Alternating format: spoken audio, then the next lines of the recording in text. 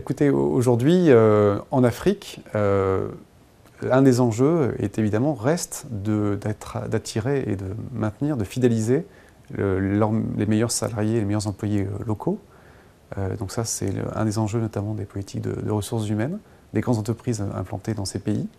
Mais c'est vrai que ce qui change aujourd'hui beaucoup, c'est que sur certains segments, l'univers des possibles est en train de s'élargir. Et par exemple, si je prends aujourd'hui l'exemple des services financiers, une des grandes révolutions que connaît l'Afrique, c'est l'émergence des services financiers mobiles autour du digital et du téléphone. Et c'est vrai qu'aujourd'hui, la capacité à recruter des spécialistes de ces offres de services financiers mobiles dans certains pays africains devient un vrai enjeu pour les sociétés, puisque la denrée est un petit peu rare et les besoins commencent à se consolider. Donc aujourd'hui, on était sur un marché qui était plutôt un marché d'offres, et demain, nous serons peut-être de plus en plus sur un marché de demande. Très franchement, mon sentiment, c'est que l'Afrique reste une zone où les relations sociales et interpersonnelles sont de très très grande qualité.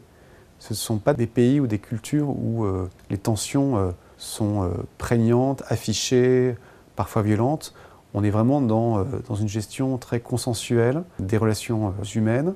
Et même quand il y a évidemment des sujets d'organisation, de réorganisation, qui sont évidemment le lot inévitable de la vie des affaires, il y a une manière de le faire en Afrique, qui est une manière où il faut évidemment prendre son temps, où il faut créer le consensus sur le mouvement et la nécessité du changement. Mais j'ai rarement été exposé à titre personnel à des crispations majeures sur des sujets parfois complexes. Donc je trouve qu'il y a une culture du dialogue et de la discussion extrêmement favorable et positive dans ces pays.